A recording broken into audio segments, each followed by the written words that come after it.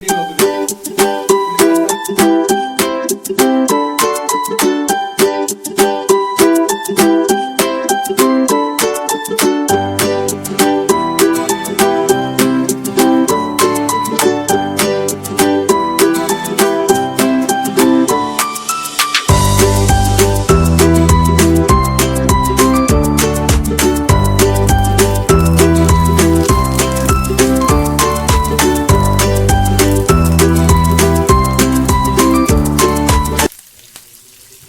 Friends, gardening ഷെഫിലേക്ക് എല്ലാവർക്കും സ്വാഗതം. ഇന്ന് ഏറ്റവും ടേസ്റ്റി ആയിട്ടും എളുപ്പത്തിനും ചെയ്യാൻ പറ്റുന്ന ഒരു വെറൈറ്റി ഫിഷ് പിക്കിളിൻ്റെ റെസിപ്പി ഷെയർ ചെയ്യാം കേട്ടോ.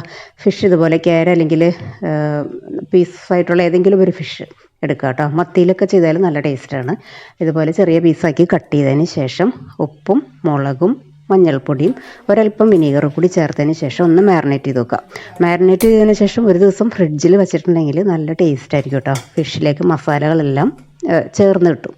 ഇനി ഇതുപോലെ പാൻ വെച്ചതിന് ശേഷം സൺഫ്ലവർ ഓയിലിൽ ഫ്രൈ ചെയ്തെടുക്കുമ്പോൾ ഉള്ളൊരു ഗുണം എന്താണെന്ന് വെച്ചിട്ടുണ്ടെങ്കിൽ ഇതൊരുപാട് നാൾ ലാസ്റ്റ് ചെയ്യും.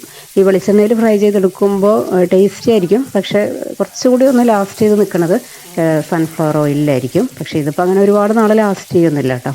ഫിഷ് ഇതുപോലെ ഓയിൽ ചൂടായതിന് ശേഷം ചേർത്ത് കൊടുക്കാം. ഇതിപ്പോൾ എല്ലാം ഒരു ട്രിപ്പിൽ തന്നെ എടുക്കുകയാണ്. കാരണം ഇതങ്ങനെ ഒരുപാട് ഞാൻ ഡീപ് ഫ്രൈ ചെയ്യണില്ല. 2-3 ദിവസത്തിനുള്ളിൽ തീരാവുന്ന പിക്കിള് ഇപ്പോൾ ഇതുള്ളൂ. ഇതൊക്കെ പെട്ടെന്ന് തീരും.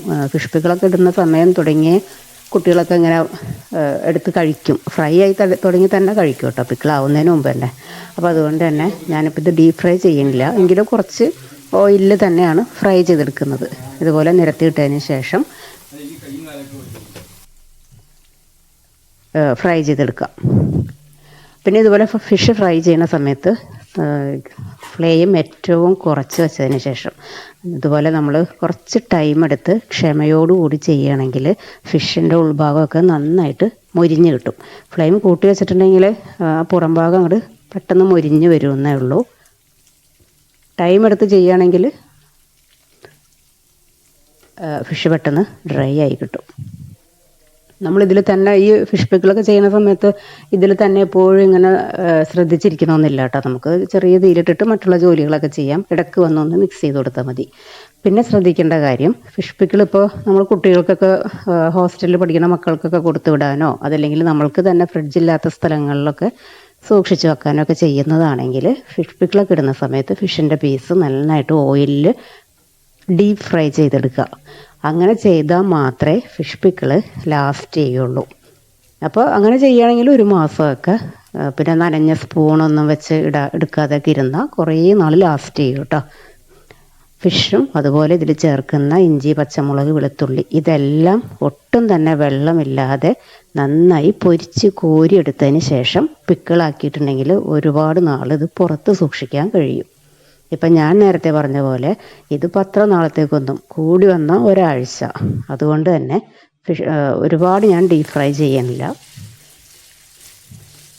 എങ്കിലും ഇതുപോലെ തിരിച്ചും മറിച്ചും ഒക്കെ ഇട്ട് ഫ്രൈ ആകാത്ത ഭാഗങ്ങൾ ഒന്ന് മൊരിയിച്ചെടുത്താൽ മതി. ഇതിപ്പോൾ ഓൾമോസ്റ്റ് കുക്കായിട്ടുണ്ട്, റെഡി ആയിട്ടുണ്ട്. ഇനി ഇത് പാനിൽ നിന്നും ഒരു സൈഡിലേക്ക് മാറ്റി വയ്ക്കുമ്പോൾ നമ്മളിതിൽ ചേർത്ത ഓയിൽ മുഴുവനും ഇതിൽ നിന്നിങ്ങനെ തെളിഞ്ഞ് വരും. ഇത്ര തന്നെ ഓയിൽ മതിയാകും. ഇനി അഡീഷണൽ ഓയിലൊന്നും ചേർക്കേണ്ട ആവശ്യമില്ല. ഇനി ഇത് ഉഴുന്ന് പരിപ്പാണ് കേട്ടോ. നമ്മൾ സാധാരണ ഇഡ്ഡലിക്ക് ദോശയ്ക്കൊക്കെ അരക്കുന്ന ഉഴുന്ന് പരിപ്പും അതുപോലെ തന്നെ വലിയ ജീരകം.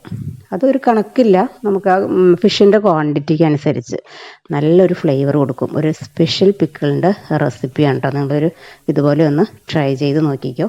അത് പെരിഞ്ചീരകവും ഈ ഉഴുന്നും ഈ ഓയിലിൽ കിടന്നൊന്ന് മൊരിഞ്ഞ് വരട്ടെ. പെട്ടെന്ന് റെഡിയായി കിട്ടും. ഓയിൽ നല്ല ചൂടായിരിക്കുകയാണല്ലോ. അപ്പോൾ ഈ ടൈമിൽ കുറച്ച് കറിവേപ്പില, പച്ചമുളക് എരിവിന് ആവശ്യത്തിന് ചേർത്ത് കൊടുക്കാം.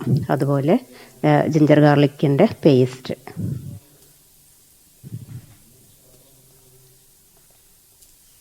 അതല്ലെങ്കിൽ ചോപ്പ് ചെയ്തെടുത്താലും മതി. അപ്പോൾ ഇതിങ്ങനെ നന്നായി പൊട്ടി മൊരിഞ്ഞ് വന്നിട്ടുണ്ട് കേട്ടോ. ഇനി ഇതിലേക്ക് നമുക്ക് ഈ കട്ടിങ്സ് ചേർത്ത് കൊടുക്കാം. ഇനി ഇതും ഈ ഓയിലിൽ കിടന്നിട്ട് ഒന്ന് നന്നായിട്ട് സോട്ട് ചെയ്ത് വരട്ടെ.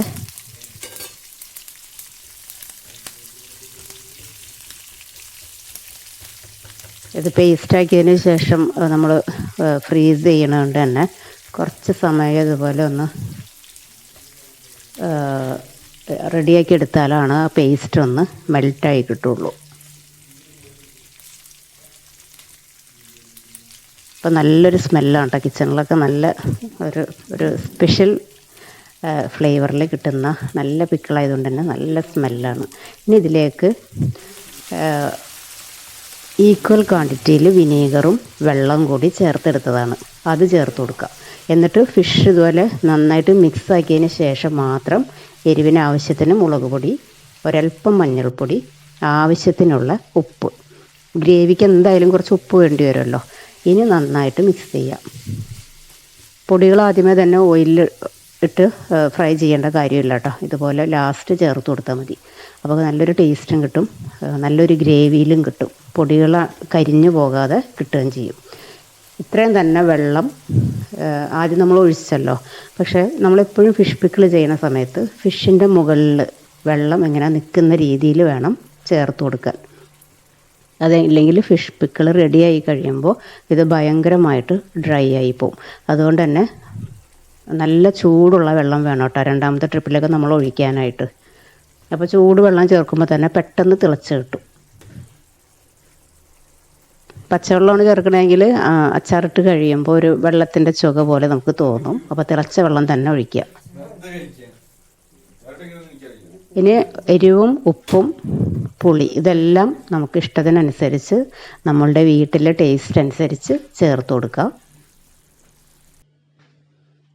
ഉപ്പും എരിവും പുളിയൊക്കെ കുറച്ച് പിക്കിളാകുമ്പോൾ കൂടി നിൽക്കുന്നത് തന്നെയായിരിക്കും ടേസ്റ്റ്. ഇതിപ്പോൾ നന്നായിട്ട് ഇങ്ങനെ തിളച്ച് ഇപ്പം തന്നെ ചാറ് കുറച്ച് കുറുകി തുടങ്ങിയിട്ടുണ്ട്. അപ്പം ഞാൻ ഗ്യാസ് ഓഫാക്കിയിട്ടുണ്ട്. എങ്കിൽ തന്നെ ആ ചൂടിലിരുന്ന് തിളയ്ക്കുന്നതാണ്. ഇനി ഇത് കുറച്ച് ഒരു 1-2 മണിക്കൂറൊക്കെ കഴിയുമ്പോഴേക്കും ഇത് നല്ല സെറ്റായിട്ട് വരും. ഇനി ഇതിലേക്ക് ഒരു ഇൻഗ്രീഡിയൻ്റ് കൂടി ചേർക്കാനുണ്ട്. അതായത് ഗ്യാസെല്ലാം ഓഫാക്കിയതിന് ശേഷം ഒരല്പം കായത്തിൻ്റെ പൊടി മാത്രമേ ചേർക്കണുള്ളൂ. അതും കൂടി ചേർത്തിട്ട് നന്നായിട്ട് മിക്സ് ചെയ്തിട്ട് അടച്ച് വെക്കുക. പിന്നെ നല്ല ഗ്രേവി ആവശ്യമുള്ളവർക്ക് അതിനനുസരിച്ച് വെള്ളം ചേർത്ത് കൊടുക്കാം. അതല്ല ഡ്രൈ ആണെങ്കിൽ അങ്ങനെയും എടുക്കാം. ഇപ്പോൾ ഈ വെള്ളം നിങ്ങളിങ്ങനെ കാണുമ്പോൾ കുറേ കൂടുതലുള്ള പോലെ തോന്നുന്നില്ലേ? ഒരു 2-3 മണിക്കൂറൊക്കെ കഴിയുമ്പോഴേക്കും ഫിഷ് നന്നായി ഫ്രൈ ചെയ്തതാണെങ്കിൽ ഇത് നന്നായിട്ട് അബ്സോർബ് ചെയ്തെടുക്കും. ഇപ്പോൾ ഈ ഫിഷ് ഇത് തന്നെ ഇത്രയും തന്നെ ഷാലോ ഫ്രൈ ചെയ്തെടുത്താൽ തന്നെ ഈ വെള്ളം മുഴുവനും ഈ ഫിഷ് അബ്സോർബായിട്ട് നല്ല സെറ്റായിട്ട് കിട്ടും. അപ്പോൾ നല്ല ഈസി ആയിട്ട് എളുപ്പത്തിൽ ഒരു 10 മിനിറ്റിനുള്ളിൽ ചെയ്യാൻ പറ്റുന്ന നല്ലൊരു ഫിഷ് പിക്കിളിൻ്റെ റെസിപ്പിയാണ്. അപ്പം മറക്കാതെ തന്നെ ഒന്ന് ഇതുപോലെ ട്രൈ ചെയ്ത് നോക്കുക. വീഡിയോ കണ്ടുകൊണ്ടിരിക്കുന്ന സമയത്ത് വീഡിയോ ഇഷ്ടപ്പെടുകയാണെങ്കിൽ മറക്കാതെ തന്നെ ഒന്ന് ലൈക്ക് ചെയ്തേക്കുക. അതുപോലെ വീഡിയോ മറ്റുള്ളവർക്ക് വേണ്ടിയിട്ട് ഒന്ന് ഷെയർ ചെയ്ത് കൊടുക്കുക. കമൻറ്റ് ബോക്സിൽ കമൻറ്റ് അറിയിക്കുക കേട്ടോ. അടുത്ത വീഡിയോയിൽ കാണുന്നത് വരെ താങ്ക് യു.